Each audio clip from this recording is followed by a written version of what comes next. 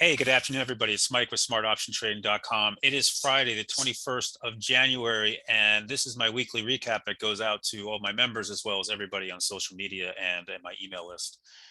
It's been a very, very rough week in the markets here, guys. And before we get into that, if you want to learn more about me, I'm not really want to do any sales pitch here. You come over to smartoptiontrading.com, you click on live trading alerts, and join us for $25 for the first 30 days and get commentary, outlooks on the markets like this twice a day in videos, plus trading, news, charts, option flow, everything we do here. Come over to smartoptiontrading.com, link in the description below. Let's talk about this market here. Let's just back this up here and talk about where we are and where we've gone here. This is a one-year chart of the S&P 500. We are in the process of getting our first correction in this market. We can see here that we've had this very, very choppy pattern now that's developed over the last couple months. We put a high in here right at the beginning of the year, the first day of the year, we put that high in there and then we sold off. We put a lower high in here. We sold off. And since that day, we have not been able to get back into the 8-day. And we've sold off and we've had a bunch of very bad closes here in the market. Today, with 25 minutes to go, yes, the SPY is down near the lows. We have breached the 200-day. Okay, this is a big spot. So breach that. We have volume today, capitulation type volume. We're at 150 million shares. I'm going to bet you we do 190 million today before this day is over. We're going to do 40 million shares in the last 25 minutes here would be my bet as we come in. You've had big volume. This is capitulation type volume. This is what we need to see. We have a market that's getting very oversold and very extended to the downside. That means the short trade is not an easy trade, and it has not been easy the way this market is gyrated. You would look at these candles and think, oh my God, this was such an easy short. Well, intraday, we were bouncing all over the place and making it very, very difficult.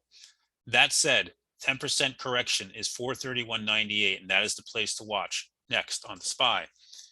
On the Qs, we have breached the 200-day. We are down over 10%. We're actually crossing the 15% level now at this point. And as was pointed out to me by Steven in our room, and I had to go back and look, he's right. We are almost at the highest volume day on the Qs we've ever seen in the last year. We are currently 123 million shares. The only day we did more was back here, 139 million on the 3-4, March 4th. So big time volume here. Qs very, very weak. The IWM, which had been in this big, massive channel for a year, has broke it with authority, is going down hard, and the VIX has woken up and is pushing 30 here as we speak and out of the Bollinger Band. Until we get a close inside the Bollinger Band, for me, this is a risk-off environment. We have big earnings week next week. We have one of the biggest earnings weeks of the year. The next 2 weeks are massive as everybody's piled in. We have names like Microsoft and Tesla next week. We get Facebook coming up, Apple's next week. So you can start the chip makers. I'm going to get a lot looking at them here coming up. We have the Fed next week. The FOMC is meeting next week. We'll get their decision, which they're probably going to do nothing on Wednesday, but then we'll get the press conference.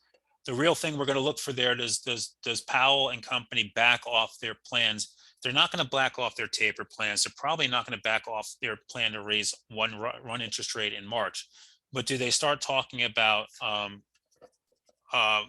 do they stop talking about running off the balance sheet? That would be a dovish move and a hint that maybe they're real listening to the market and then what we're not ready for. So what you need to do here, guys, is you need to take a deep breath. And everybody in this market right now needs to go out there and come up with a shopping list. And what you need to do this weekend is sit down with pen and paper on a computer and write what names you want when this turns and what you want to do. Do you want stock? How much of it? Do you want options? What price, what strike, and what expiration? And if you do that, you'll be ready. For me today, I took my first nibble today into Ford. Okay. I bought a little bit of Ford on the 50-day. I bought about 20% of the position I'm willing to own on it, willing to let this go. And then you should start shopping. There's some carnage. I would focus on names that are value plays, that are profitable, that are in the right spaces. Procter & Gamble, new all-time high today. Great earnings, been rewarded, right sector. Right? Alcoa had a good report. Even though it's down, it's still holding up compared to names like Cliff and Nucor, which are getting punished here right now ahead of this. Okay, you want to focus on the stronger names. In the banking sector, Morgan Stanley is holding in very, very well. Wells Fargo Chase is holding in well. But if you look at JP Morgan, yep, this is likely to get a bounce, but we haven't seen a bank move like this in a long, long time. That is just ugly. Goldman Sachs there as well. You have names like DraftKings, which down under 20, not a profitable name, not a name that would be quickly on my shopping list, right? I would be careful with that. As much as I am in Palantir, I'd be careful with this one as well. Same thing with Snow. You want names right now that are profitable until this changes. But you go out, find your list. There's a lot of carnage out here. A lot of damage has been done to this market.